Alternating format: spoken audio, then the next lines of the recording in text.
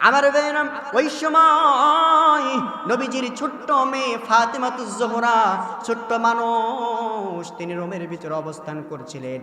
আব্দুল্লাহ ইবনে মাসউদ বিশ্বনবীজির সামনে যখন তিনি চলে গেলেন, আমার ভাইরা যখন ফাতেমার সামনে চলে গেলেন, ফাতেমাকে লক্ষ্য করে বললেন, ফাতেমা রে, বলো তো এই মুহূর্তে তোমার বাবা মোহাম্মদ কোথায়? ফাতেমাতুজ জোহরা সঙ্গে সঙ্গে ডাক দিয়ে বললেন, চাচা হে, আপনি তো জানেন না, আপনি তো বোঝেন না, আমার বাবা দুনিয়ার সাধারণ কোনো মানুষের মতো নয়। আমার বাবা হচ্ছেন আল্লাহর পক্ষ থেকে একজন প্রেরিত রাসূল। আর নবী রাসূলদের দায়িত্ব হলো সদা সর্বদা পথভ্রষ্ট মানুষকে পথের দিশা দেখানো, ঠিক কিনা? আমার বাবা মনে হয় মানুষের সামনে কালেমার দাওয়াত নিয়ে চলে গিয়েছে। আব্দুল্লাহ ইবনে মাসউদ চোখের পানি ছেড়ে দিয়ে বললেন, ওহে ফাতেমা, জেনে রাখো, শুনে রাখো, তোমার বাবা কালেমার দাওয়াত নিয়ে মানুষের সামনে যান নাই, আমি দেখে আসলাম হাতেমে কাবার মধ্যে সেজদায় পড়ে তোমার বাবা কান্না করছে। আলিফ লাম মিম আহসিবান নাসু আইয়ুতরাকু আইয়াকুলু আমান্না ওয়া হুম লা ইফতানুন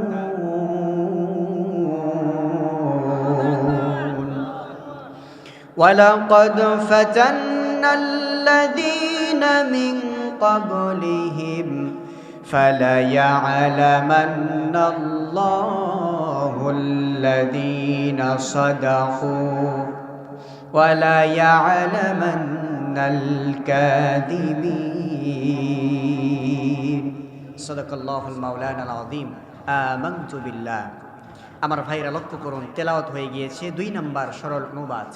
আল্লাহ তাআলা বলছেন আলিফ লাম মিম, এগুলোকে হরফে মুকাত্তাআত বলা হয়, যার অর্থ পৃথিবীর কেউ জানে না। আল্লাহু আ'লামু বিমুরাদিহা, একজন জানেন। শাহাদত আঙ্গুলি গভীর রাত্রে আল্লাহকে খুশি করার নিয়তে আকাশের দিকে উত্তোলন করে বলুন তো তিনি কে? জোরে বলুন, তিনি কে? এরপর আল্লাহ পাক রব্বুল আলামিন বলছেন, হাসিবান নাস আন ইউতরাকু আন ইয়াকুলু আমান্না, মানুষরা কি মনে করেছে ঈমান এনেছি এ কথা বললেই তাদেরকে ছেড়ে দেওয়া হবে? অহুম লা ইফতানুন, অথচ তাদেরকে পরীক্ষা করা হবে না। কথা কার? জোরে বলুন, কার? এরপরে আল্লাহ পাক রব্বুল আলামিন বলছেন, ওয়ালাকাদ ফাতান্নাল লাযীনা মিন ক্বাবলিহিম ফালা ইয়া'লামান্নাল্লাহুল লাযীনা সাদাকু ওয়ালা ইয়া'লামান্নাল কাযিবিন। জোরে বলুন আল্লাহু আকবার। আল্লাহ বলছেন, অথচ তাদের পূর্বে যারা পৃথিবীতে এসেছিল, এখানে আরবি গ্রামেটিক্যাল যারা বোঝেন আলিম উলামা তারা বলতে পারবেন, শুধুমাত্র আল্লাহ পূর্বের কথা বলেন নাই, এখানে বোঝা হয় সে ভবিষ্যৎ কিয়ামতের পূর্বে যারা আসবে, যারা কালেমা পড়নেওয়ালা মুসলমান দাবি করবে, প্রত্যেককেই আল্লাহ পরীক্ষা করবেন। সুবহানাল্লাহ করে শুধু আল্লাহ পূর্বের কথা দিয়ে উদাহরণ দিয়েছেন। আল্লাহ বলছেন তাদের পূর্বে যারা এসেছিল আমি আল্লাহ তাদেরকে পরীক্ষা করেছি এবং অবশ্যই প্রত্যেককে পরীক্ষা করব ঈমানের দাবিতে কারা সত্যবাদী এবং ঈমানের দাবিতে কারা মিথ্যাবাদী। যেরকম আল্লাহু আকবার। আমার ভাইরা, আমরা তেলাওয়াত করলাম, বাংলা অনুবাদ হয়ে গেল। তাহলে এবার আসুন আমরা সামনের দিকে চলে যাই। প্রিয় ভাইরা আমার, এই 3টা আয়াতকে লক্ষ্য করলে বোঝা যায় আল্লাহ যে মূল মেসেজ দেওয়ার চেষ্টা করেছেন সেইটা হচ্ছে পরীক্ষা। জোরে বলতে হবে কি? দ্বিতীয় আয়াতে কি বলেছেন? হাসিবান নাস আন ইউতরাকু আন ইয়াকুলু আমান্না ওয়া হুম লা ইফতানুন। কথা কার? তার মানে বোঝা গেল আল্লাহ পরীক্ষার কথা 3টা আয়াতকে সমন্বিত করে বলেছেন। সুতরাং এখান থেকে আমরা স্টেপ বাই স্টেপ গোছালো আকারে আলোচনা, আমরা সাবজেক্টও বের করতে পারি। পরীক্ষা, ঈমানের পরীক্ষা অথবা ঈমানের অগ্নি পরীক্ষা। কথা বলুন, ঠিক কিনা? আমার ভাইরা, কষ্ট হয় আপনাদের? আপনারা কি শুধু কণ্ঠ শুনতে আসছেন নাকি কোরআনের সঠিক তাফসীর শুনতে আসছেন? কোনটা? তাহলে ধৈর্য আসে তো সকলের? সবার আছে? আল্লাহ সকলকে কবুল করুন। সকলে পড়ুন আমিন। আসুন আমার ভাইরা, এবার শানে নজুলটা কি 1 মিনিটে বলে দিই। আল্লাহর হাবিব সাল্লাল্লাহু আলাইহি ওয়াসাল্লাম জনাবে মুহাম্মদ রাসূলুল্লাহ সাল্লাল্লাহু আলাইহি সাল্লাম, তিনি একদিন বিশ্বনবীজির চাদর মোবারক তিনি সুন্দর করে গায়ের মধ্য দিয়া কাবা শরীফের পাশে তিনি হেলান দিয়ে আরাম করতেছেন। ঠিক এমন সময় নবীজির একজন সাহাবী যার নাম হযরতে খাব্বাব ইবনুল আরাজ রাদিয়াল্লাহু তাআলা আনহু, হাদিস শরীফের ভিতরে কথাটা আসছে এরকম করে, ওয়ান খাব্বাব ইবনুল আরাজ রাদিয়াল্লাহু তাআলা আনহু শাকাউনা ইলা রাসূলিল্লাহি সাল্লাল্লাহু আলাইহি ওয়াসাল্লাম ওয়া হুয়া মুতাওয়াসসিদুম বুরদাতুল্লাহু ফি দিল্লিল কাবা আলা তাস্তানসিরু লানা আলা তাদউল্লাহ লানা ইয়া রাসূলুল্লাহ। যেরকম সুবহানাল্লাহ, আল্লাহু আকবার। আল্লাহর হাবিব সাল্লাল্লাহু আলাইহি ওয়াসাল্লাম কষ্ট হয়, নবীজি আমার যখন আরাম ফরমাচ্ছেন, খাব্বাব ইবনুল আরাজ রাদিয়াল্লাহু তাআলা আনহু তিনি সাহাবায়ে কেরামদেরকে নিয়ে বিশ্ব নবীজির সামনে উপস্থিত, ডাক দিয়ে বললেন, ওগো আল্লাহর রাসূল, আমরা ঈমান এনেছি, কালেমা পড়েছি, এই কারণে আবু জেহেল, আবু লাহাব, উতবা, শাইবা, ওয়ালিদ বিন মুগীরা আমাদের উপরে যে নির্যাতনার জুলুম চালাচ্ছে, ওগো রাসূল আমরা তো আর সহ্য করতে পারছি না, আপনি কি আমাদের জন্য দোয়া করবেন না? আল্লাহর পক্ষ থেকে আমাদের জন্য কি একজন সাহায্যকারী আসবে না? আল্লাহু আকবার বলবেন না? আমার ভাইরা, বিশ্বনবীজি এই কথা শোনার পরে উঠে বসলেন। বিশ্বনবীজির চেহারা একটু মলিন হয়ে গেল। নবীজি আমার সঙ্গে সঙ্গে হযরতে খাব্বাবকে বললেন, ওহে খাব্বাব শোনো, তোমাদের পূর্বে যারা ঈমান এনেছিল পৃথিবীতে, এমনকি যারা নবী ছিল তারা পর্যন্ত ঈমানের পরীক্ষা দিতে গিয়া তাদেরকে কোমর পর্যন্ত মাটির মধ্যে গেড়ে দিয়া মাথার উপরে করাত রেখে দ্বিখণ্ডিত করা হয়েছে, আল্লাহু আকবার, এবং তাদেরকে পাথর মেরে হত্যা করা হয়েছে।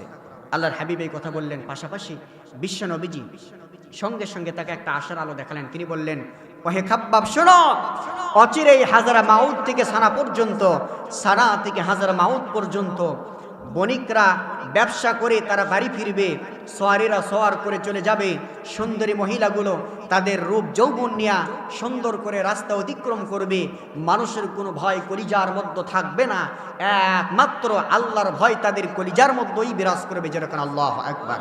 শুনে রাখো খাব্বাব, এই দিন খুব একটা বেশি দিন নয়, বলেন তো এই দিনটা আমরা চাই কিনা? জোরে বলেন, চাই কিনা? কোন একদিন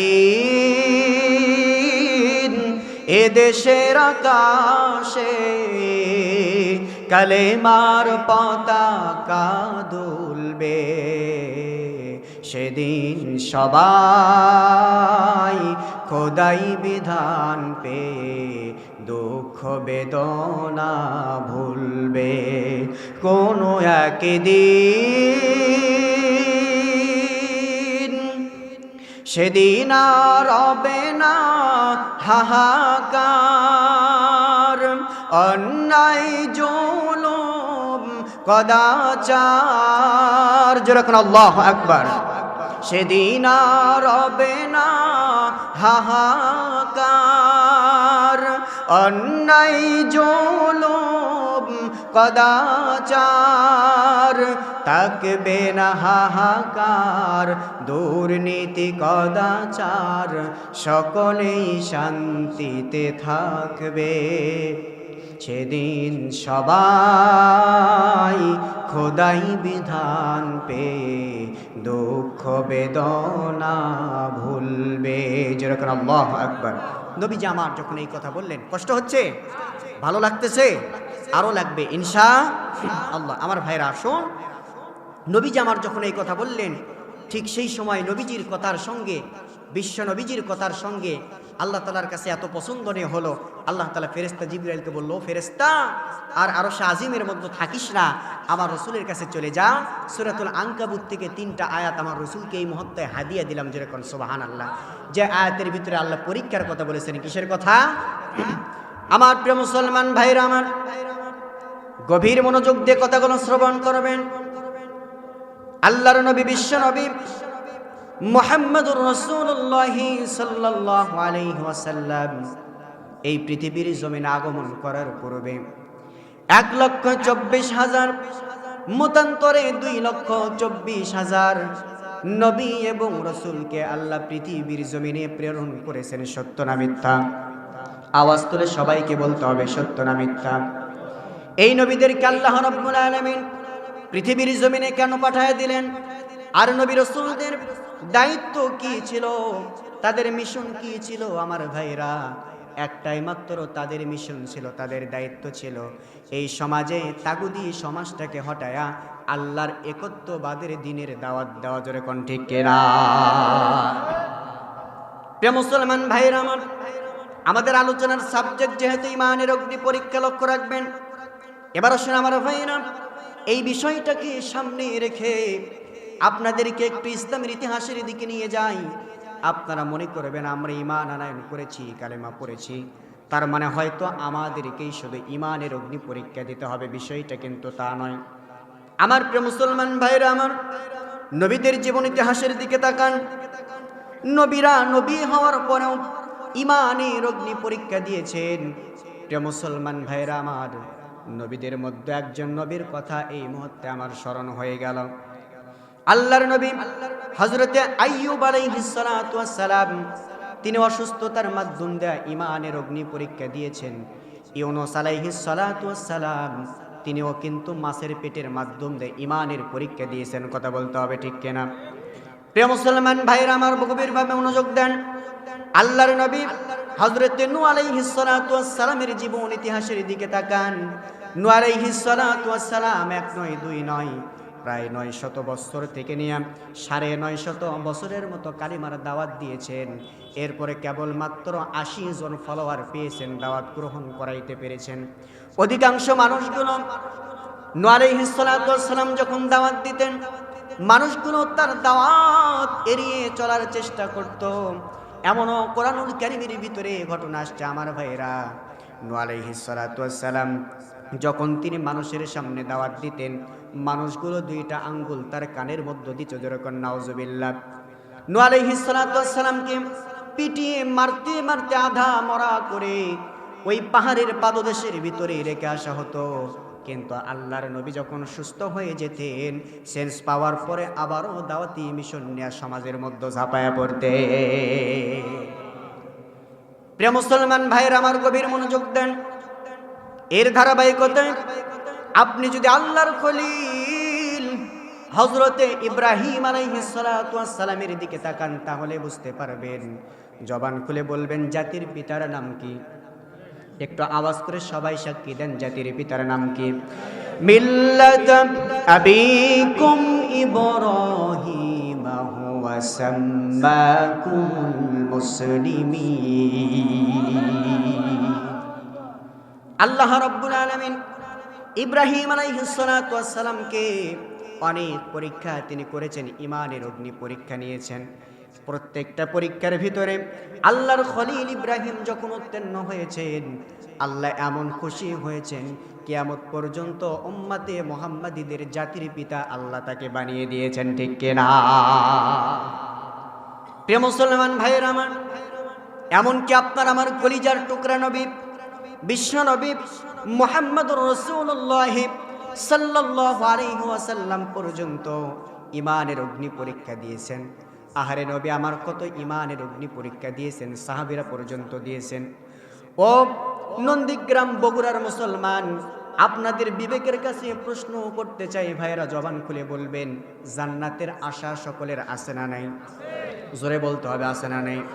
জান্নাতের আশা যদি থাকে, আল্লাহর ওয়াদা হলো, আল্লাহর ঘোষণা হলো, পূর্ব শর্ত ইমানের অগ্নি পরীক্ষা দেওয়া লাগবে। এইবার যে প্রশ্ন আপনাদের কাছে করতে চাই আমার ভাইরা, তাহলে জবান খুলে বলবেন, যেখানে নবীরা ইমানের অগ্নি পরীক্ষা দিয়েছেন, সেখানে ইমানের অগ্নি পরীক্ষা দেওয়ার জন্য নবীর উম্মত হিসাবে আপনাকে আমাকে প্রস্তুত থাকার দরকার আছে না নাই? আমার প্রিয় মুসলমান ভাইরা আমার, দেখুন নবী যে আমার কেমন করে ইমানের অগ্নি পরীক্ষা দিয়েছেন। ভাইরা আমার, আল্লাহর নবী বিশ্ব নবী মুহাম্মদুর রাসূলুল্লাহ সাল্লাল্লাহু আলাইহি ওয়াসাল্লাম, তিনি যতদিন পর্যন্ত নবুয়ত প্রাপ্ত হন নাই, আমার নবীজিকে মক্কার কাফেরেরা আল আমিন বলেছে, সাদিক বলেছে। এরা যখন ব্যবসার কাজের মধ্যে বিভিন্ন জায়গায় ঝাঁপায়া পড়তো, আমার ভাইয়েরা ওই জায়গার ভিতরে তারা বুক ফুলিয়ে বলতো, তোমরা কি জানো নাকি আমাদের গোত্রের ভিতরে, আমাদের বংশের ভিতরে এমন একজন ব্যক্তি আছে, এমন একজন সন্তান আছে, যার জীবনে কোনোদিন আমানতের খেয়ানত নাই, মানুষের প্রতি কোনোদিন অন্যায় অবিচার করে নাই, জীবনে একটা মিথ্যা কথা সে কোনোদিন বলে নাই। এইরকম করেই কিন্তু তারা রসুলকে সাক্ষী দিত। কথা বলতে হবে ঠিক কিনা? কিন্তু নবীজি আমার যখন নবুয়ত প্রাপ্ত হলেন, কোরআনটা বিশ্ব নবীজির উপরে যখন নাজিল হয়ে গেল, আল্লাহ রাব্বুল আলামিন সঙ্গে সঙ্গে বললেন, নবী হে, এই কোরআনটা শুধুমাত্র মসজিদ মাদ্রাসা আর আপনার ভিতরে সাহাবীদের ভিতরে সীমাবদ্ধ রাখলে হবে না, এই মহত্বই কোরআনের আইন বাস্তবায়ন করার জন্য সমাজের বুকে ঝাঁপায়া পড়া লাগবে। ঠিক কিনা? নবীজি আমার মিশন নিলেন, কোরআন হাতের মধ্যে নিয়ে আমার ভাইয়েরা, বুকের মধ্যে নবীজির কোরআন।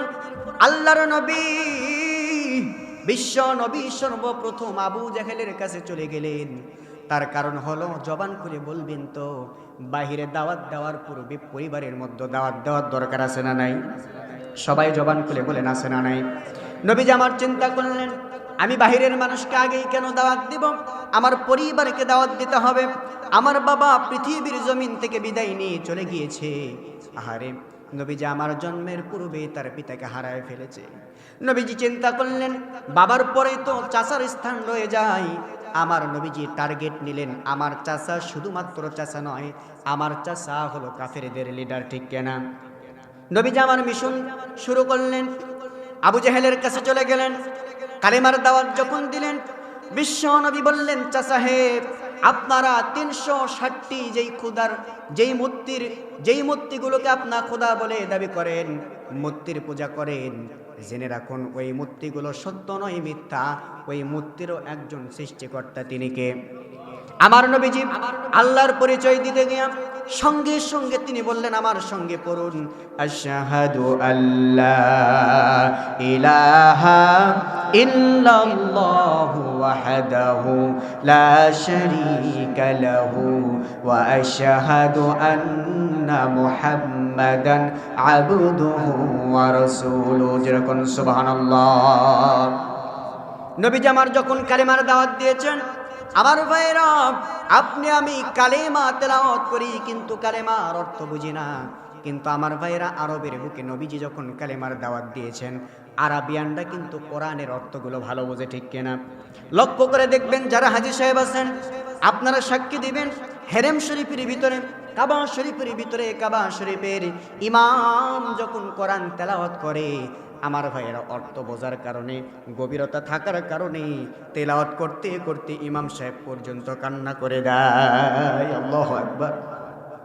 প্রিয় মুসলমান ভাইরা আমার, আবু জেহেলের সামনে নবীজি আমার যখন কালেমার দাওয়াত দিয়েছে, আবু জেহেল সঙ্গে সঙ্গে বুঝতে পেরেছে, আমার ভাইয়েরা সঙ্গে সঙ্গে বিশ্ব নবীজির বিরোধিতা করেছে, নবীজিকে হত্যার ষড়যন্ত্র পর্যন্ত করেছে। আমার নবীজিকে কিন্তু তিনি হত্যা করতে পারেন নাই। আল্লাহু আকবার বলেন। এমনকি আমার ভাইয়েরা নবীজিকে সদা সর্বদা কষ্ট দেওয়ার চেষ্টা করতেন। কষ্ট হয় আপনাদের? জোরে বলেন, কষ্ট হয়? আলোচনা কি চলবে? আলহামদুলিল্লাহ, কত সুন্দর মানুষ হাত তুলে বলতেছে, হুজুর কোনো কষ্ট নাই, দোয়া করবো আপনাদের জন্য, আমি মুসাফির মানুষ, আল্লাহ প্রত্যেককে যেন জান্নাতের মধ্যে জায়গা করে দেন, দোয়া করছে। সব একটু হাতটা তোলেন, হাত তোলেন। এর মাধ্যমে দুইটা ফায়দা হবে আল্লাহর কাছে। আল্লাহ আমাদের এটা ভিডিও করবেন। আল্লাহ বলেছেন, বান্দারে তুমি যখন হাত তোলো, যা কিছু করো সঙ্গে সঙ্গে ভিডিও করেন কে? 2 নম্বর, গভীর রাত্রে ঘুম থাকলে ঘুমটা ছেড়ে যাবে। আল্লাহর কাছে হাত নাড়ায় দোয়া করছে, আল্লাহ আমি মুসাফির মানুষ, দেখো তোমার যে বান্দাগুলো হাত তুলে তোমার কাছে সাক্ষী দেয়, আল্লাহ কাল কিয়ামতের ময়দানে আমাদের কোনো আমল যদি তোমার কাছে গ্রহণযোগ্য না হয়, অন্তত পক্ষে আজকের এইটাকে আমলের পুঁজি বানায়া জান্নাতের কাতারেও যদি জায়গা তুমি না দাও, রহমান রহিম নামের ওসিলা করে আল্লাহ জান্নাতের কোনো একটা কোণের মধ্যে হলো আল্লাহ তুমি আমাদের অদমকে আল্লাহ তুমি জায়গা করে দিও। সকলে পড়ুন আমিন, প্রাণ খুলে পড়ুন আমিন, হাত নামান। আল্লাহ আপনাদের সকলকে কবুল করুন, সকলে পড়ুন আমিন। আমার প্রিয় মুসলমান ভাইরা আমার, আবু জেহেল বিশ্ব নবীজিকে কষ্ট দেওয়ার জন্য সিদ্ধান্ত গ্রহণ করল। আমার নবীজি একদিন হাতিমে কাবারের ভিতরে নবীজি আমার সিজদার মধ্যে পড়ে আছেন। আমি একটু অনুরোধ করছি ভাই, আলোচনা শুরু থেকে পর্যন্ত দেখছি আপনারা পার্শ্বে কথা বলছেন। আপনারা যখন কথা বলবেন তখন আমার কথা অলরেডি একটু এলোমেলো হয়ে যাবে, দয়া করে আপনারা কেউ কথা বলবেন না। হ্যাঁ, মুরব্বী খেপে গেছে, উঠে গেছে, কিন্তু আবার ঘুষি টুসি মারিয়েন না। একটু জিকির করো, লা ইলাহা, জোরে লা ইলাহা, তুমি রহমান, তুমি মেহেরবান। পড়েন, তুমি রহমান, তুমি মেহেরবান।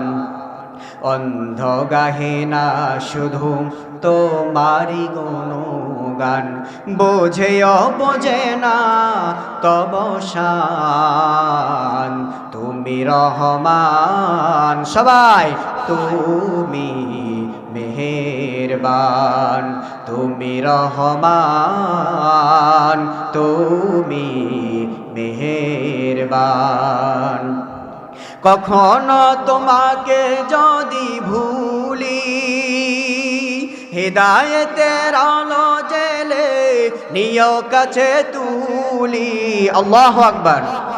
কখনো তোমাকে যদি ভুলি, হৃদায়তের আলো জেলে নিয় কাছে তুলি। দয়া করো মায়া করো, দয়া করো মায়া করো, ও গো দয়াবান। সবাই তুমি রহমান, তুমি মেহেরবান, তুমি রহমান,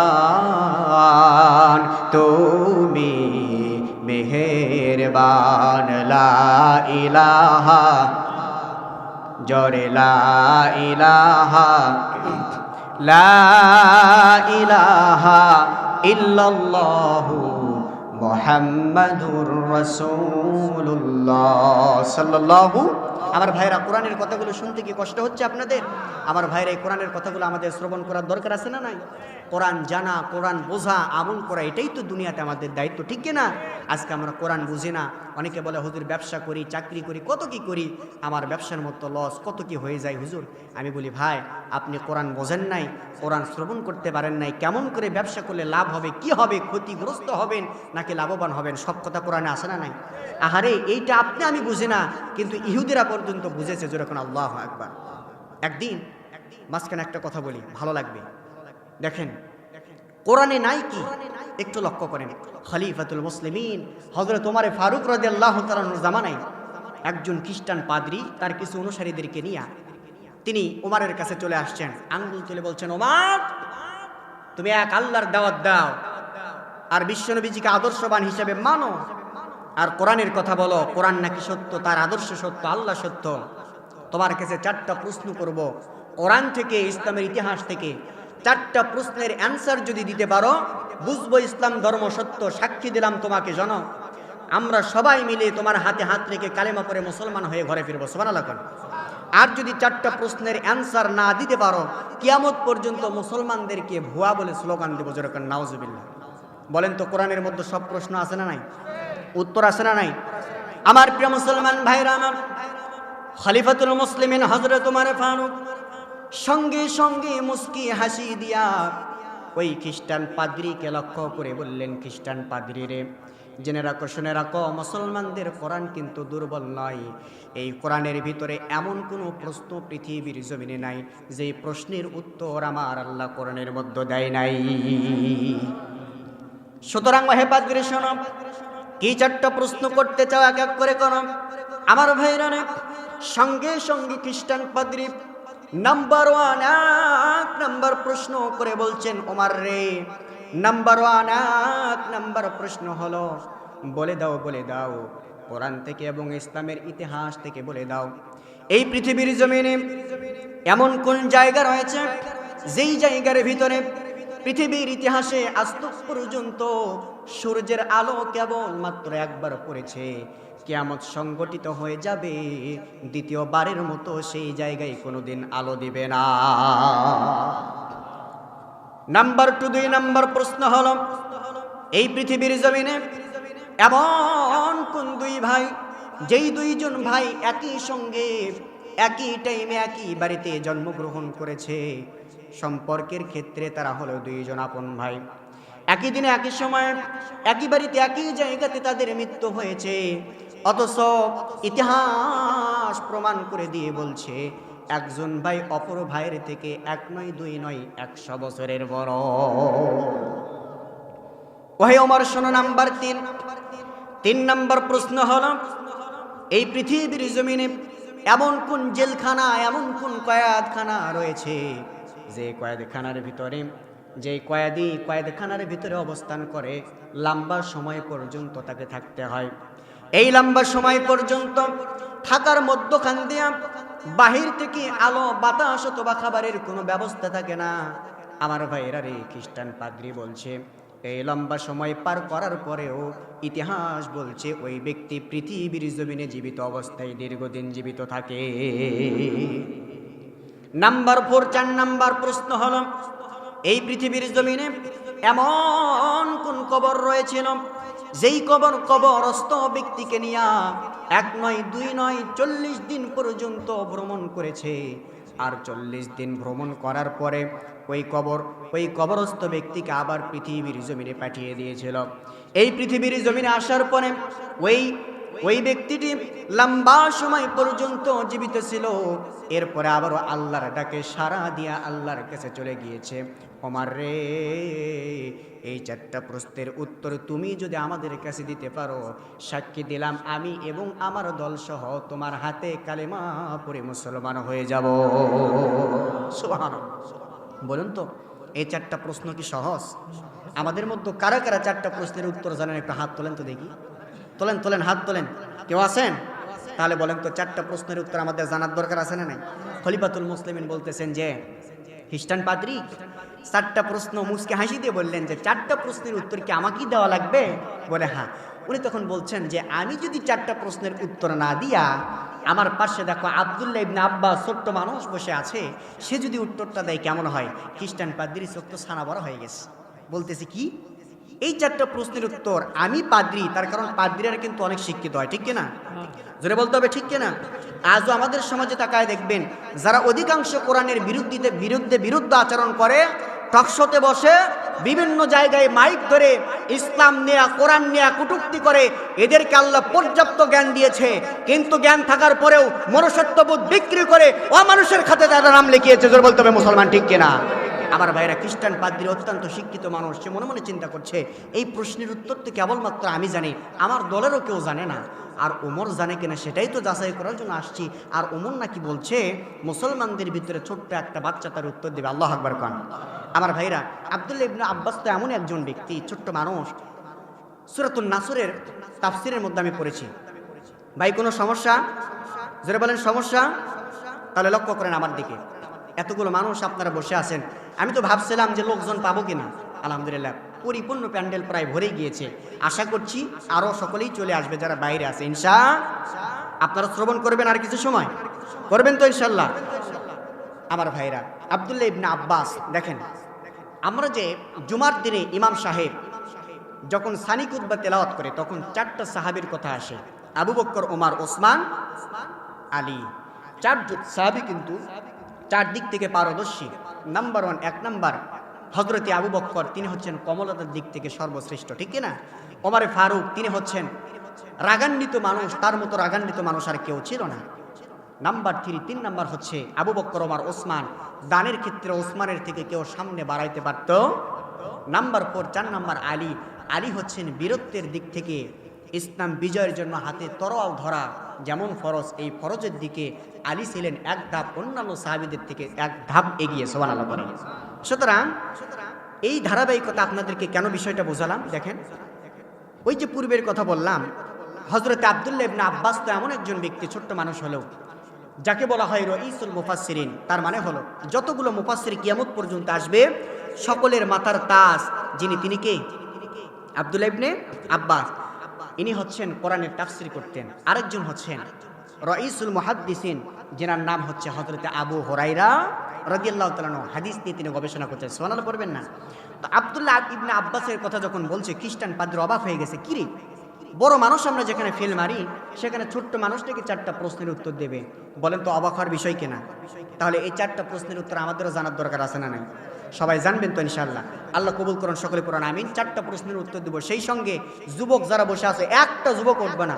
অনেক যুবক, সেদিন বাইতুল মুকাদ্দাস জামে মসজিদ, 7 মাথায় আমার জুমা মসজিদ, তার পাশে ওখানে একজন যুবক বলছে, হুজুর সারা জীবন পড়াশোনা করলাম, ভাইবা পরীক্ষায় জানা প্রশ্নের উত্তর দিতে পারলাম না, বিদায় আমার চাকরিটাও হলো না। আল্লাহু আকবার কবেন না?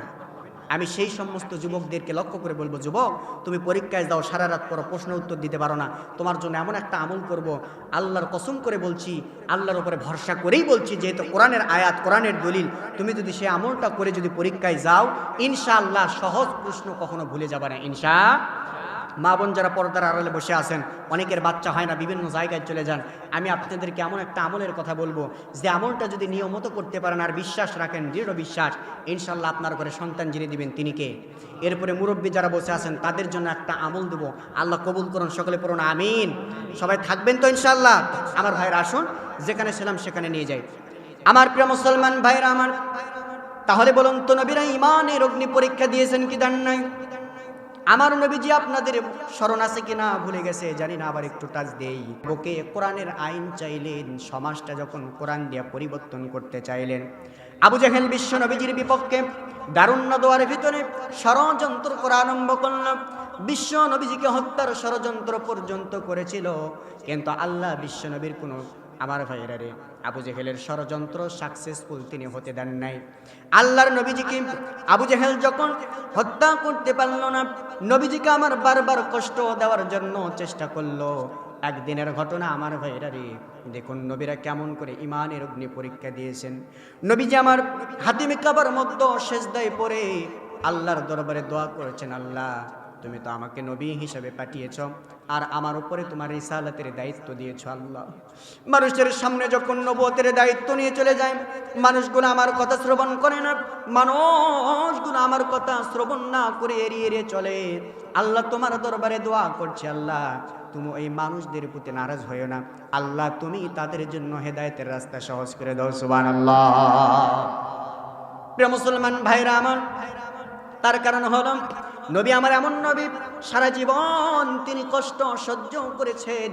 বিশ্ব নবী হাতে গোনা কয়েকটা জায়গার ভিতরে বদদোয়া করেছেন, লানতের দোয়া করেছেন। এ ব্যতীত রাহমাতুল আলামিন কোনোদিন তিনি কোনো মানুষের জন্য বদদোয়া লানতের দোয়া করেন নাই। রাহমাতুল আলামিন নবী কোরআনে প্রমাণ,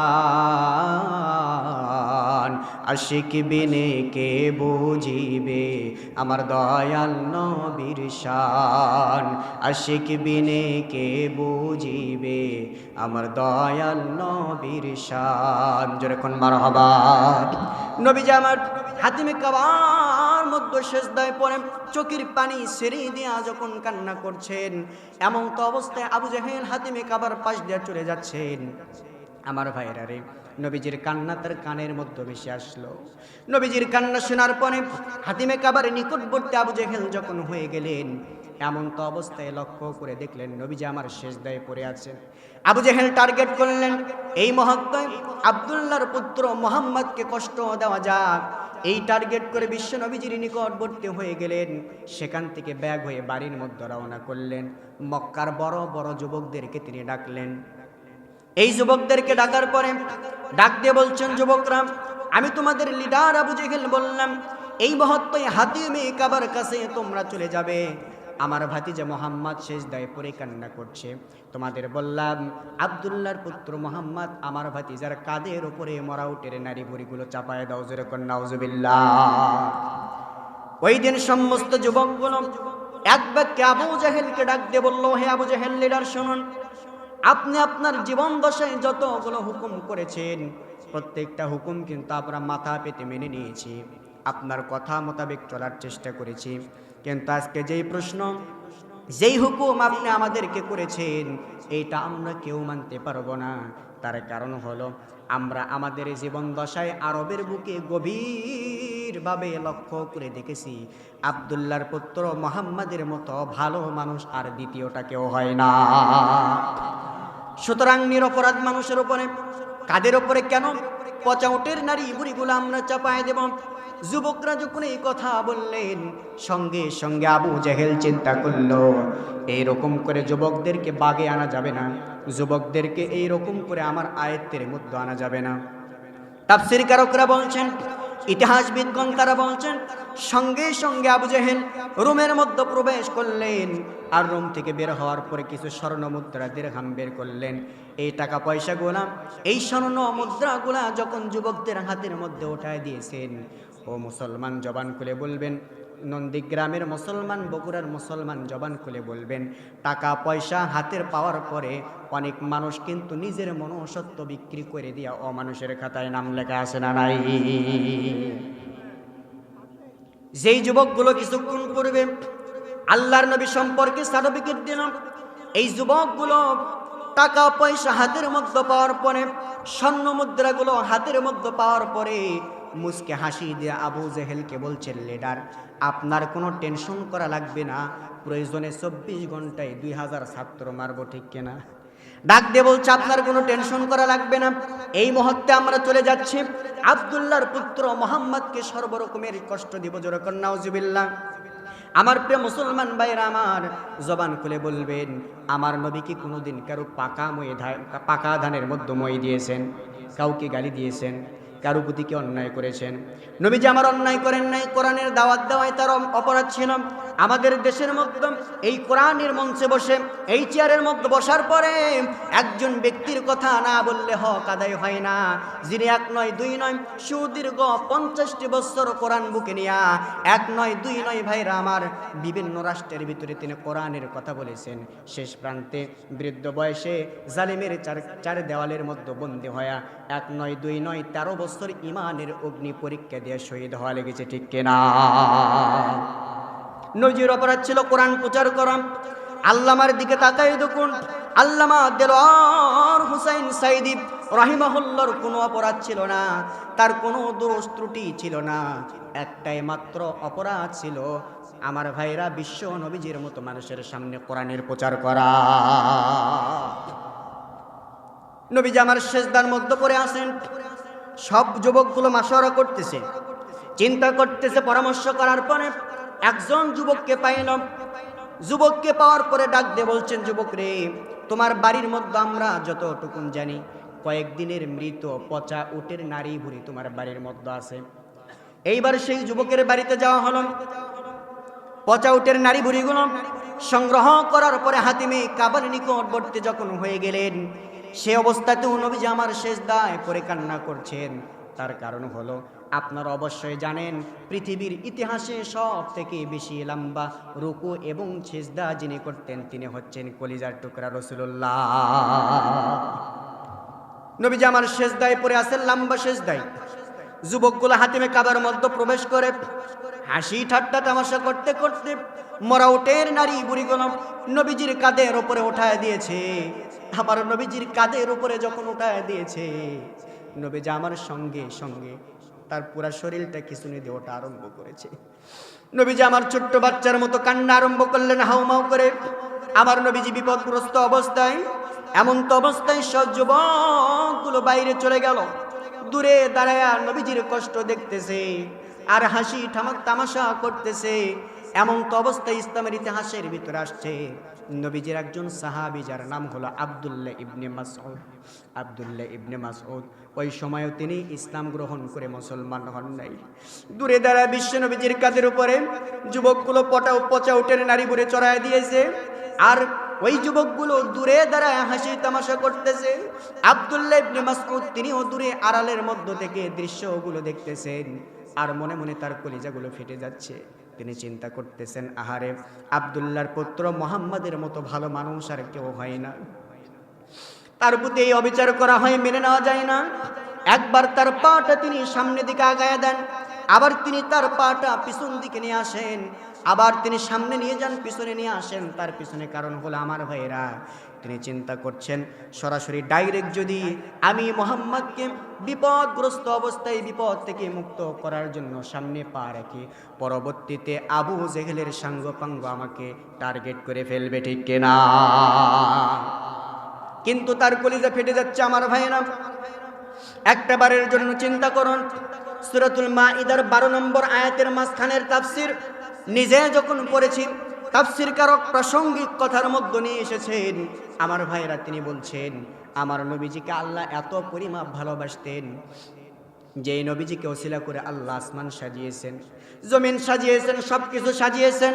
শুধু এখানেই শেষ নয় রে নন্দীগ্রামের মুসলমান, বগুড়ার মুসলমান, ওই নবীজিকে আল্লাহ রাব্বুল আলামিন এত পরিমাপ মহব্বত করেন, ভালোবাসেন।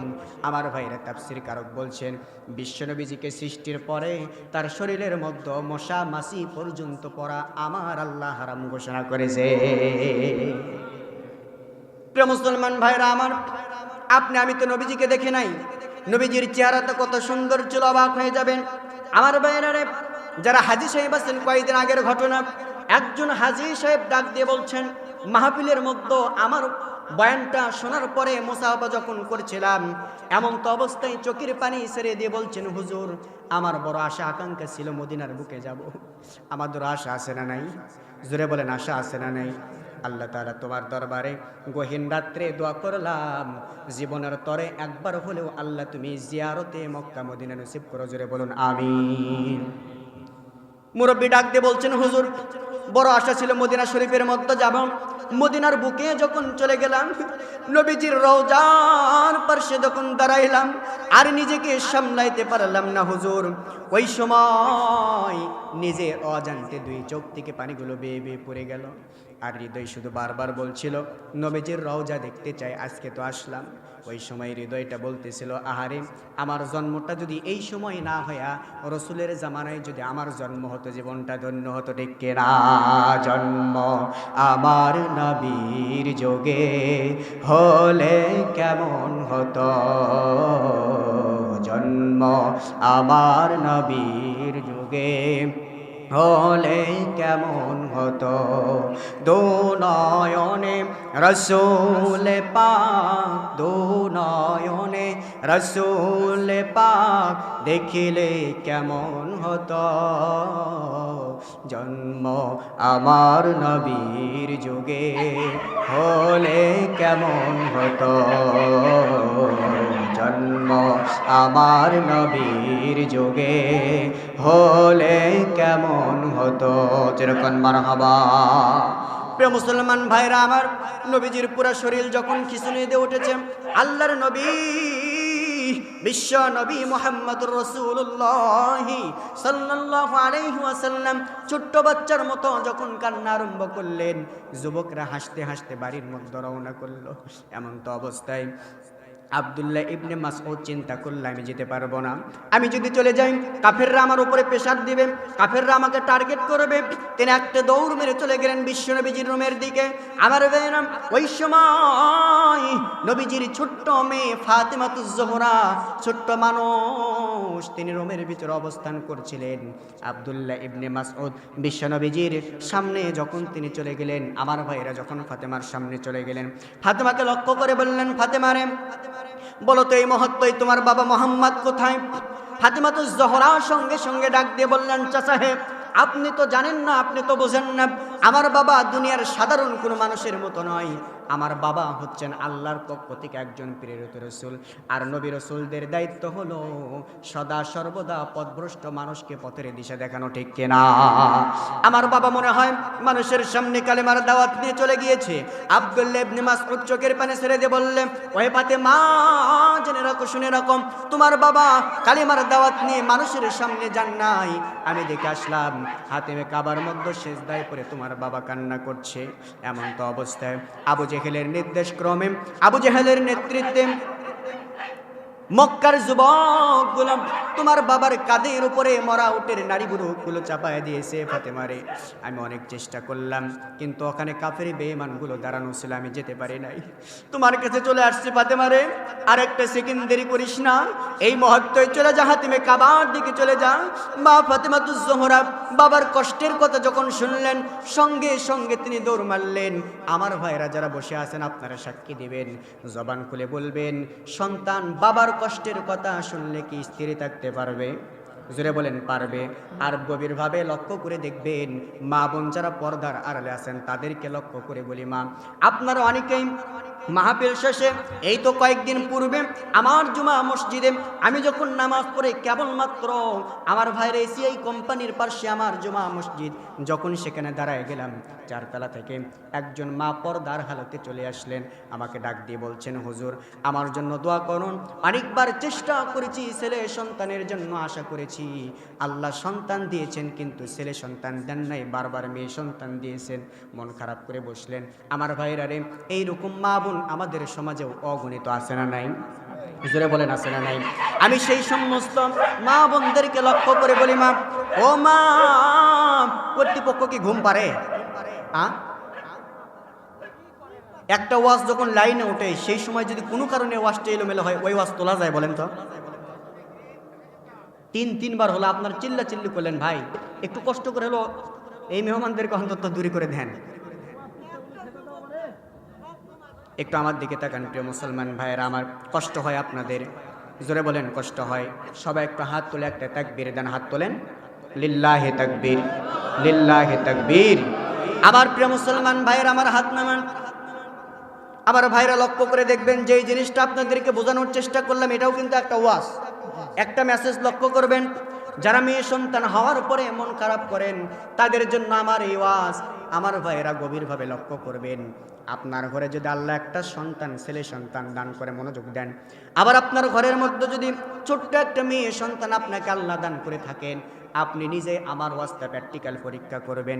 সকালবেলা ঘুম থেকে কথার কথা জাগ্রত হয়েছেন, ফজরের নামাজটা মসজিদে পড়লেন, এরপরে আপনি কাজের মধ্যে চলে গেলেন, সন্ধ্যাবেলায় জমির মধ্য থেকে যখন ফিরে আসলেন, সর্বপ্রথম আপনার ছেলে আপনার কাছে প্রশ্ন রাখবে, বাবা ওই যে সকালবেলা তুমি জমির মধ্যে গেলা, সন্ধ্যাবেলায় বাড়িতে ফিরে আসলাম, বাবা প্রত্যেকটা জমির আলকে কাটা হয়েছে, বলবে কি বলবে না? জোরে বলেন, বলবে কি বলবে না?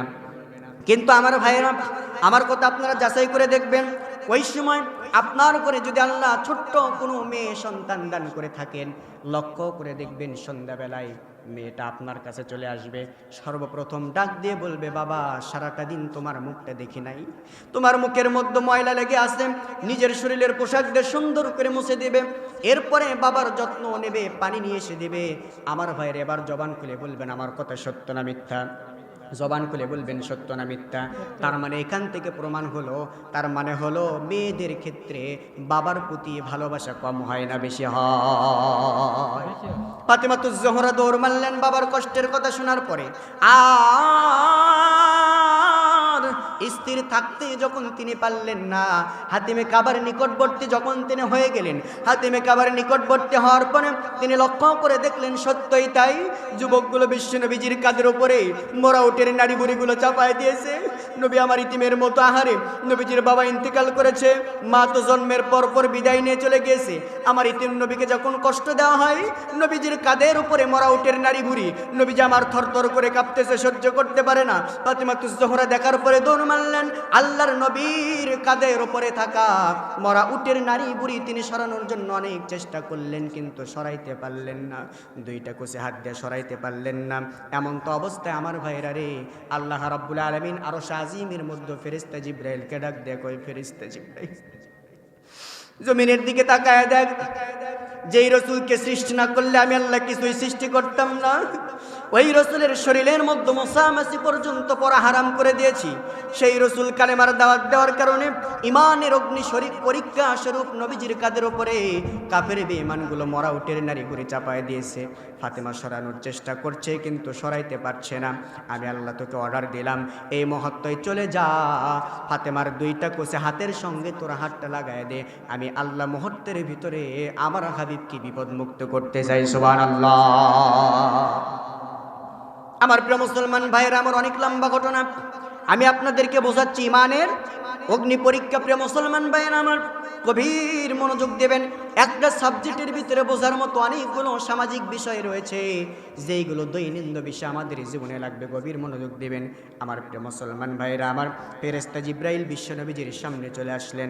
আল্লাহর নবীজির সামনে আসার পরে ফাতেমাতুজ জোহরা দুইটা কসি হাতের সঙ্গে শক্তিটাকে যখন তিনি প্রয়োগ করে দিলেন, মুহূর্তের মধ্যে বিশ্ব নবীজি বিপদমুক্ত হয়ে গেলেন।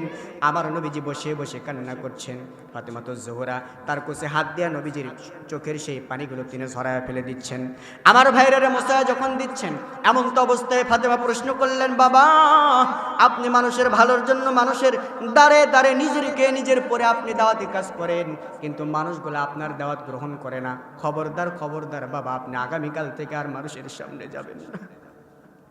নবীজি আমার যখন এই কথা শ্রবণ করলেন, ডাক দিয়ে বললেন, ফাতেমা রে, আমার পূর্বে যারা পৃথিবীতে এসেছিল জালেমের জুলুমের কত শিকার হয়ে গিয়েছে, তারপরেও তারা বাতিলের কাছে মাথা নত করে নাই। ফাতেমা রে, জেনে রাখো, শুনে রাখো, আমার যতই কষ্ট হোক আমি কষ্ট সহ্য করব, কিন্তু নবীদের জন্য রেস্ট করার কোনো সুযোগ না। নবীজি আমার যখন এই কথা বললেন, ফাতেমাতুজ জোহরা রাগান্বিত হয়ে গেলেন, দুইটা হাত আল্লাহর দরবারে তুললেন। ওই দিন ফাতেমাতুজ জোহরা দুইটা হাত তুলে দোয়া করলেন, আল্লাহুম্মা আলাইকা আবু জাহেল, আল্লাহুম্মা আলাইকা কুরাইশ। দোয়া করলেন, আল্লাহ তুমি কুরাইশদেরকে ধ্বংস করে দাও, আল্লাহ তুমি আবু জাহেলকে ধ্বংস করে দাও। এই দোয়া যখন করলেন আমার ভাইরা রে, হঠাৎ করে আমার নবীজি কাঁদো কাঁদো ভাবে ফাতেমাকে ডাক দিয়ে বললেন, ফাতেমা রে, যে দোয়াটা তুমি আল্লাহর কাছে করেছ, এই দোয়াটা আল্লাহর কাছে কবুল হতেও পারে, নাও হতে পারে।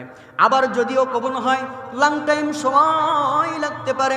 কিন্তু ফাতেমা, তুমি তো জানো না, এই দোয়াটা শুধু কেবলমাত্র আমি যদি দুইটা হাত তুলে আল্লাহর কাছে করি, আমার দুইটা হাত তুলে দোয়া করতে দেরি হবে, মুহূর্তের ভিতরে আল্লাহ কবুল করতে দেরি করবে না। প্রিয় মুসলমান ভাইয়ের আমার, তার কারণ হলো, লক্ষ্য করুন, আমার নবীজি যখন কোনো বিষয়ে হ্যাঁ বলেছেন, উম্মতে মুহাম্মাদের জন্য কিয়ামত পর্যন্ত আল্লাহ সেইটাকে হালাল করেছেন, ঠিক কিনা? নবীজি আমার যখন দুইটা হাত তুলে না ঘোষণা করেছেন, আল্লাহ রাব্বুল আলামিন কিয়ামত পর্যন্ত উম্মতদের জন্য ওই বিষয়টাকে না হিসাবে আল্লাহ নিয়ে হারাম হিসাবে ঘোষণা করেছেন, ঠিক কিনা? নবীজি আমার বললেন, ফাতেমা রে, এই দোয়াটা তুমি করলে কবুল হতেও পারে, আবার সময় লাগতে পারে, কিন্তু আজকে দোয়াটা আমি করব। আমার ভাইরা, নবীজি আমার কত কষ্ট সহ্য করেছেন। কোনোদিন কোনো কাফেরের বিপক্ষে তিনি মামলা দায়ের করেন না আল্লাহর কাছে। ওই দিন নবী আমার সহ্য করতে পারলেন না, ডাক দিয়ে বললেন, ফাতেমা রে, আমি দুইটা হাত তুলে দোয়া করি, আর তুমি শুধু আমিন আমিন বলো, আল্লাহু আকবার। নবীজি আমার দুইটা হাত তুললেন। ফাতিমাতুজ জোহরা ছোট্ট মানুষ, তার দুইটা কচি হাত যখন তিনি তুললেন, এমন তো অবস্থায় নবীজি আমার দোয়া করলেন। একটা দোয়া তিনি বারবার করে করলেন। নবীজি আমার বললেন, আল্লাহুম্মা আলাইকা আবু জাহেল, আল্লাহুম্মা আলাইকা আবু জাহেল, আল্লাহুম্মা আলাইকা আবু জাহেল। নবী আমার তিনবার একই দোয়া করলেন। দোয়াটির অর্থ হলো, আল্লাহ তুমি আবু জাহেলকে ধ্বংস করে দাও, আল্লাহ তুমি আবু জাহেলকে ধ্বংস করে দাও, আল্লাহ তুমি আবু জাহেলকে ধ্বংস করে দাও। এই দোয়া নবীজি আমার যখন তিনি করলেন তিনবার, সঙ্গে সঙ্গে আরশ আজিমের অধিপতি, আরশ আজিমের মালিক, আপনার আমার হায়াত মাউতের মালিক আল্লাহ সমস্ত ফেরেশতা মণ্ডলীদেরকে লক্ষ্য করে ডাক দিয়ে বললেন, ফেরেশতারা রে, জমিনের দিকে তাকায় দেখ, আমার রাসূল উহুদের ময়দানে দণ্ডান মোবারক শহীদ করে দিয়েছে। কাফেররা মাথার হেলমেটের উপরে বিশাল আকৃতির পাথর যখন ফেলে দিয়েছে, নবীজির হেলমেটের চিকন চিকন লোহাগুলো মাথার মধ্যে গেড়ে গিয়া নবীজির শরীরটা রক্তে রঞ্জিত হয়ে গিয়েছে। আমার নবীজি বদরের প্রান্তে সাহাবায়ে কেরামদেরকে হারায় ফেলেছে। আমার নবী যখন তায়েফের ময়দানে কালেমার দাওয়াত নিয়ে গিয়েছে, কাফেররা বুঝে অথবা না বুঝে যুবকদেরকে লেলিয়ে দিয়েছে, ছোট্ট বাচ্চাদেরকে লেলিয়ে দিয়েছে। বৃষ্টির মতো পাথরের আঘাত নবীজির গায়ে করা হয়েছে, বৃষ্টির মতোই নবীজির শরীর থেকে রক্ত ঝরেছে। এত কষ্ট পাওয়ার পরেও নবীজি আমার কোনোদিন কারো বিপক্ষে মামলা দায়ের করে নাই। তোরা জমিনের দিকে তাকায় দেখ, হাতিমে কাবার দিকে তাকায় দেখ, এই প্রথম আমার বন্ধু আবু জাহেলের বিপক্ষে আমার কাছে মামলা দায়ের করেছে। তোরা সাক্ষী রাখ, তোরা সাক্ষী থাক রে ফেরেশতা, আমি আমার রসুলকে এতই ভালোবাসি, রসুলের দোয়াটা মঞ্জুর করলাম। এই মহত্বই তোদেরকে সাক্ষী রেখে আমি আল্লাহ ঘোষণা করলাম, আজ থেকে মাত্র বেশি দিন নয়, 3 মাস অর্থাৎ 90 দিন পরে গালিবে বদরে আমি আল্লাহ একই গর্তে আবু জাহেলকে বিনাশ করে ইতিহাস রচনা করতে চাই।